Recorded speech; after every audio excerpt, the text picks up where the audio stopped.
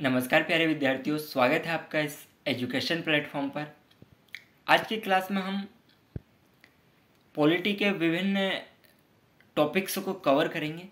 ये क्लास थोड़ी सी लॉन्ग होने वाली है क्योंकि जो आपसे कमिटमेंट है या फिर मैं आपको एक दिन में 3 या 4 क्लास प्रोवाइड करवाने की कोशिश करता हूँ, 8 मिनट, 10 मिनट, 12 मिनट ऐसा कुछ करके, तो वो पॉसिबल नहीं है।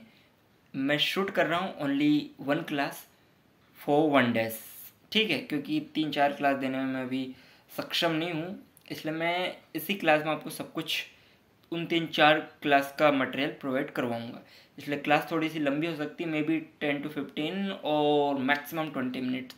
सो ध्यान रखिएगा, समझ के पढ़िएगा, कोशिश करिएगा, हो सके तो इस क्लास को दोबारा देख लेना, यूट्यूब पे अवेलेबल है। चलिए करते हैं शुरू। 1955 संसद 7वां संविधान संशोधन 1 नवंबर 1956। 7वां संविधान संशोधन कब हुआ भैया? 1 नवंबर 1956 में। कब हुआ? 1 नवंबर 1956 में। 4 पार्ट में डिवाइड था, ABCD, जो कि निरस्त हो गया। भारत की स्थिति कैसी थी उस समय? राज्य 14 थे और यूटी आपके पास 6 थे। MP की बात कर रहे हैं। भोपाल सबसे पहले संभाग बना, फिर जिला बना। भोपाल सबसे पहले क्या था? संभाग था, फिर क्या बना? जिला। सिंगरौली को कोयला की राजधानी कहा जाता। ऑब्जेक्टिव दृष्टि से सेकंड इंपॉर्टेंट क्वेश्चन, ऊर्जा राजधानी बेढन तहसील है MP और भारत की। ये जो मैंने बताया था ना कि तहसील में तहसीलदार तो एक तहसील में एक होगा, लेकिन जो SDM वो क्यों कम हो गई थी संख्या, ये किसी का प्रीवियस क्लास में डाउट था, वो यहाँ और अच्छे से क्लियर होगा। जैसे कि इन्होंने लिखा है अगली लाइन में कि जो बेढन तहसील है ये MP और भारत की थी। मतलब 2 चीज़ की थी ये भाई, MP की भी थी, भारत की भी। तो ओबियसली ये तहसील एक होगी तो एक ही SDM होगा ना भैया। Got it.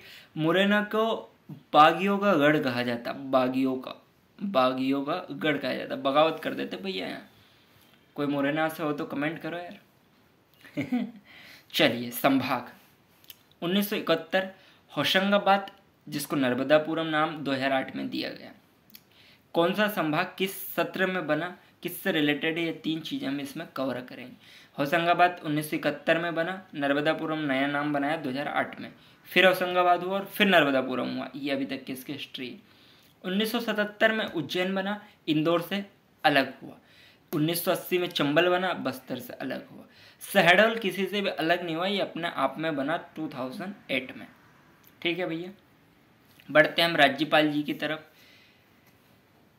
संविधान 153 के अंतर्गत राज्यपाल आते हैं। प्रत्येक राज्य का राज्यपाल होगा, एक राज्य में एक राज्यपाल होगा। जैसे जिले में DM नहीं होता, वैसे राज्य में एक राज्यपाल होगा, जस्ट लाइक मुख्यमंत्री। ठीक है। अब कैसे क्या इनका होता है? राज्य का प्रमुख होता है, राज्य सरकार का भी प्रमुख होता है। सरोजिनी नायडू ने कहा राज्यपाल सोने के पिंजरे में बंद एक तोता है। मतलब ऐसा लगता है कि भैया सोने के पिंजरे में बंद एक तोता है। ये सरोजिनी नायडू ने राज्यपाल जी के बारे में कहा था। अरे एक पर्टिकुलर के बारे में नहीं कहा, मतलब मेरे बच्चों। हाँ ठीक है, गॉट इट। राज्यपाल की पेंशन केंद्र की संचित निधि से राज्यपालों की पेंशन मिलती है राज्यपालों को। ठीक है। राज्यपाल की शक्तियाँ, क्या क्या शक्तियाँ होती है राज्यपाल की? 4 मेन शक्तियाँ होती है। विधायी शक्तियाँ, कार्यपालिका शक्तियाँ, वित्तीय शक्तियाँ और न्यायिक शक्तियाँ।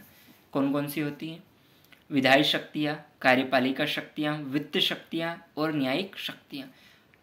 164 में CM और मंत्रिमंडल की नियुक्ति होती है। 356 में राज्य में राष्ट्रपति शासन होता है। 164 में CM और मंत्रिमंडल की नियुक्ति होती है। 356 में राज्य में राष्ट्रपति शासन कार्यपालिका के अंतर्गत होता है। 202 में राज्य का बजट पारित होता है। जो कि राज्यपाल प्रस्तुत करता है। राज्य वित्त आयोग की नियुक्ति होती है, ये होता है वित्त के अंतर्गत।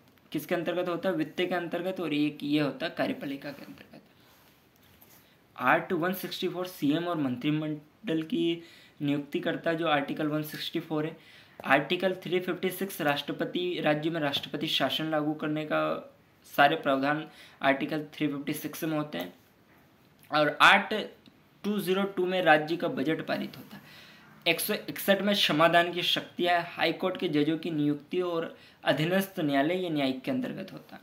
अध्यादेश अनुच्छेद 213 के तहत जाएगा। जो अध्यादेश पारित होता है वो आर्टिकल 2013 के तहत जाएगा। यह एक अस्थायी कानून है जिसकी सीमा 6 माह 6 सप्ताह के लिए। अध्यादेश को सदन के प्रारंभ होने पर मतदान के लिए रखा जाता है। देखो, मैं थ्योरेटिकली एक एक शब्द में इसलिए आपको रीड आउट करके, पढ़ के, समझा के, लिख के नोट्स सब प्रोवाइड करवा रहा हूँ। मेरा यार एक ही उद्देश्य है,